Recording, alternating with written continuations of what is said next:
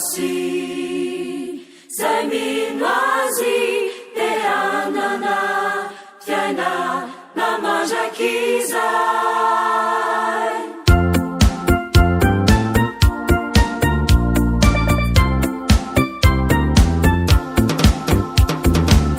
Vainy el tany Betlehem araka ny Baiboly. Jesosy zanaky Maria teraka Krismasy.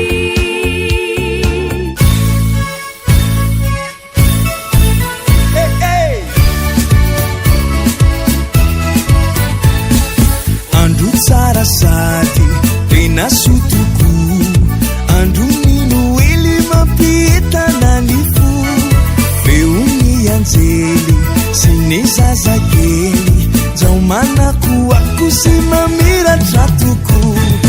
Oripino asatino fetitsika re teraka o Betlehem ilay mpanjakatsika, tsikitsiky hirahira no asandratra mifalia miroby tsisy akanavaka.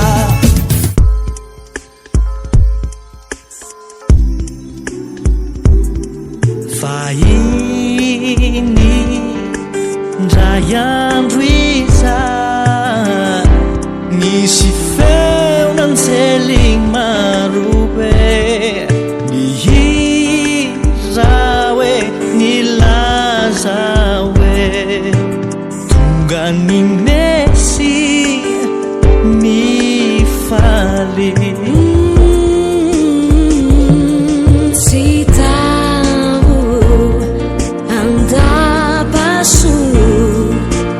Natuera manandazaku nateranilay tumpu befiti patawantanunumbi nuteraki Kristi. Noeli, Noeli, mihubiana mianzeli yeti antani magalazanao. Noeli, Noeli, Noeli, mihubiana mianzeli anio no andro fanavotana Noeli.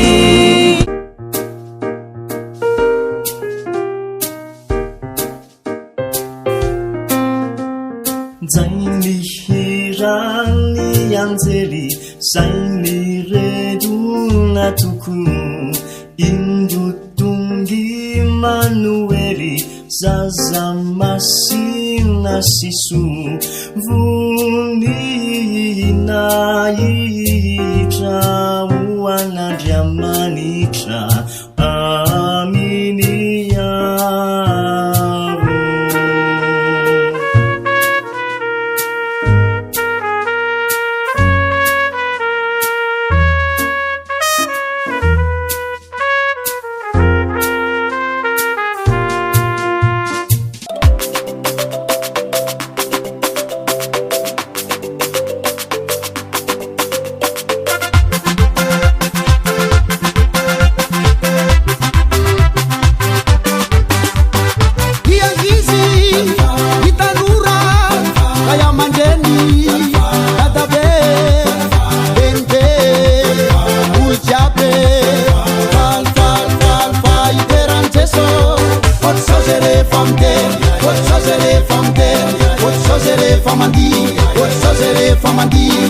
Amini funai, amini senai, amini erinai, uvideranen tupunai.